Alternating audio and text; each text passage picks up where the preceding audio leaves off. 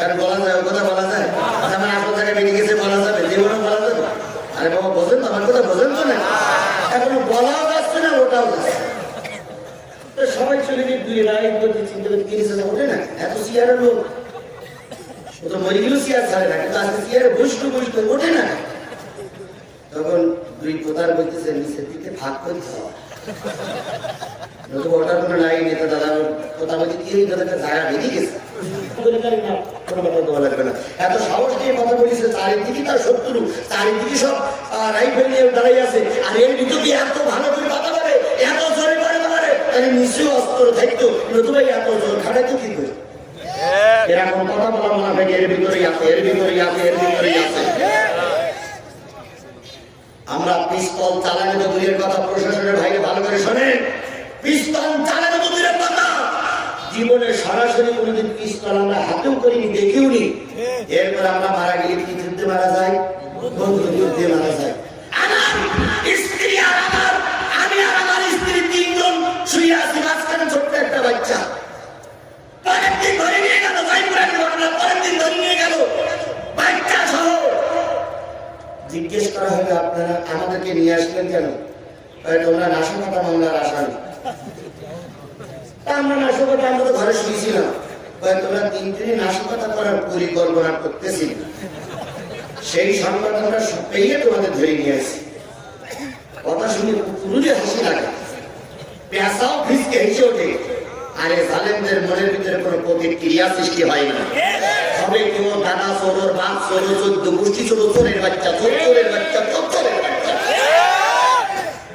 তো দেশের পরে প্রেম হবে না, দেশ সব সর্বনাশ হয় না, দেশের লোক সব মারা যায়, পাখির মতন ঘুরে ঘুরে দেশের লোক সব মেরে ফেলে।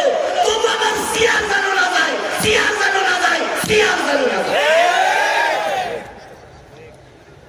এক গ্রামে এক লোক ছিল, খুব সিয়ারের লোক। কেউ দিলীপার কথা আমার সভাপতি বানাই দিবি, কেউ হয়ে যাবে যাত্রা গান করতে গেলে সভাপতি বানাই দিবি, কেউ হয়ে যাবে পুতুল নাচ, হ্যাঁ সভাপতি, সিনেমা সভাপতি, ওয়াজ মাহফিল, হ্যাঁ সভাপতি। তুমি ছাড়া সভাপতি হওয়ার লোক নেই। এখন সভাপতি হওয়ার লোক খুব সিয়ার মতো ছাড়ে না।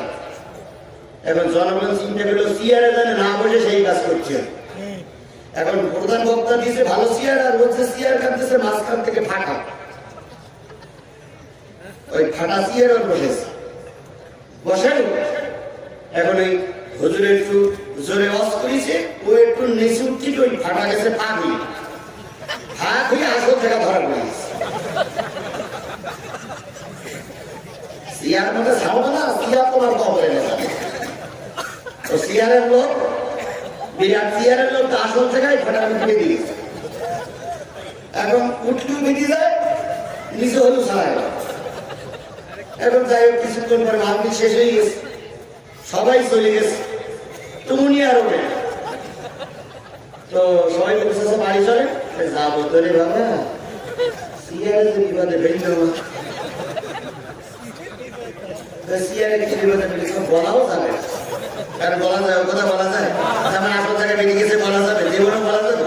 আরে বাবা বোঝেন তো, আমার কথা বোঝেন তো না, এখনো বলাও যাচ্ছে না, ওটাও যাচ্ছে। সবাই চলে গিয়ে দুই রায় করতে চিন্তা করতে কিনেছে, ওঠে না এত চেয়ারের লোক, ও তো মরে গেলেও চেয়ার ছাড়ে না, কিন্তু আজকে চেয়ারে বসতে বসতে ওঠে না। তখন দুই কোথার বলতেছে নিচের দিকে ভাগ করতে হবে, নতুবা ওটার কোনো লাইন নেই। তো দাদা কোথা বলছে কি দাদাকে জায়গা বেরিয়ে গেছে, আর বলতে তুমি চেয়ারের লোক হবে, আজকে ছিল বাড়ি নেশাল, আমি আর জীবনে চেয়ারের লোক। এর কারণে যখন বেরিয়ে যাবে তখন চেয়ার ছাড়বে, এর আগে আর ছাড়বে না। কথা বলেন ঠিক না বেঠিক? দুনিয়ার লোক সব বেরিয়ে ফেলতে গেলে চেয়ারেরা ছাড়তে চায় না, কিন্তু চেয়ার একদিন ছাড়তে হবেই। পৃথিবীর ইতিহাসে বলে চেয়ার চিরকাল কেউ থাকে না। কথা বলেন ঠিক না বেঠিক? ফেরাউন গাদ্দারি করেছিল, আসে না গেছে? নমরুদের বাচ্চা গাদ্দারি করেছিল, আসে না গেছে? তারপর আবু লাহাব, আবু জেহেল গাদ্দারি করেছিল, আসে না গেছে?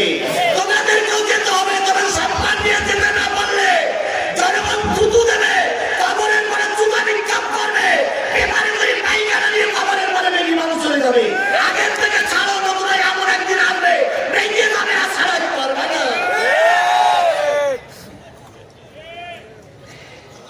ঠিক তো, এটাও ঠিক ওটাও ঠিক। যদি বলি মাহফিল এখন শেষ তাও বলে ঠিক আছে, যদি বলি কি বলতে পারবো তাও বলেছি। সবটা ঠিক হয় না, একটা ঠিক হয় আর একটা বেঠিক হয়। কথা বলেন ঠিক না বেঠিক? এই জন্য দয়া করে সঠিকের পক্ষে ঠিক বলবেন, বেঠিকের পক্ষে ঠিক বলবেন না। তবে যে কজন আছেন তৈরি থেকেন, যে কজন আছেন তৈরি থেকেন। যদি প্রতিবাদ করতে হয় 5 মাসের আজকে 9 তারিখ, এই মাসে প্রতিবাদ শুরু হয়েছিল বাংলাদেশে। কথা বলেন ঠিক না বেঠিক? আমরা এখান থেকে প্রতিবাদ শুরু করবো, তবুও জালেমদের কাছে ছেড়ে দেব না, দেব না, দেব না, দেব না।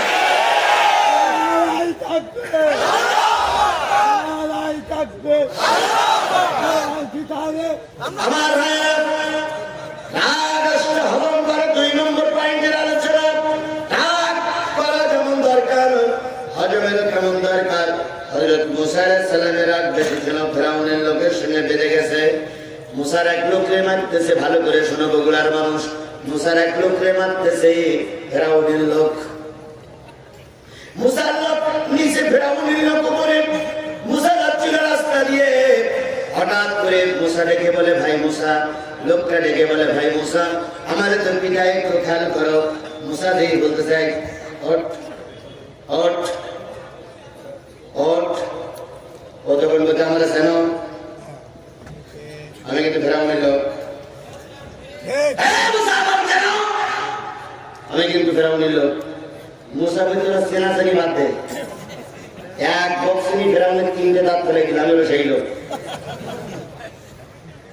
মুসা এক বক্সিনী 3টে দাঁত ফেলেছিল, মনে আছে আপনাদের? ছোট্টবেলায় এক বক্সিনী 3 দাঁত ফেলে দিল, সেখান থেকে ফেরাউন দাঁড়িয়ে সেই মুসা। আমি বলো সেই লোক। ওইটাই হোক।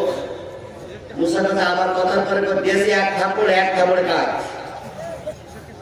মুসা আলাইহিস সালাম চিন্তা করেন আল্লাহ এরা ক্ষমতায়, এরা পাওয়া নেই, সরকার থেকে শুরু করে চৌকিদার বন্ধু সব ওরাই। কি কথা বোঝেন? আমার কথা বোঝেন? সরকার থেকে শুরু করে চৌকিদার পর্যন্ত সব ওরাই। এখন আমি কি এক থাপড়ে মেরে ফেলেছি, এখন আমার তো ফাঁসি দেবে। আল্লাহ যেটা হয়ে গেছে সেটা তো গেছে, এখন আমি কি করবো? আল্লাহ বললেন মুসা রে চিন্তা করিস না, প্রতিষ্ঠিত জানেন শাসক ক্ষমতায়, জানেমের বাচ্চা জানেন ক্ষমতায়, ফেরাউনের বাচ্চা ফেরাউন ক্ষমতায়, মোকাবেলা করতে যে বিবাদে পড়েছ, আমি আল্লাহ ফেরাউনের কাছে তোমার পাঠিয়ে দিয়ে তামসা দেখবো না, চক্ষু বন্ধ করো, এমন একটা অন্তরালে তোমাকে নিয়ে যাবো, ফেরাউন তোমারে খুঁজে পাবে না। হযরত মুসা চক্ষু বন্ধ করলেন, দমকা একটা হাওয়া আসলো, এক হয় মাথায় এনে চলে গেল। যে আল্লাহ মুসারে ফেরাউনের কবল থেকে বাঁচিয়েছিল সেই আল্লাহ এখন আছে না নাই? আরো জোরে বলেন আছে না নাই? যতই ধরাধরি করার চিন্তা ভাবনা করার, যতই ষড়যন্ত্র করো, আমাকে ধরলে আমার সন্তান তার ধরলে, কিন্তু বউকোড়ারে ধরতে পারোনি। যদি বউকোড়াও যদি এলাকায় থাকে আর আমার ভাই ভোট যদি থাকে আর সুষ্ঠু নির্বাচন যদি হয়,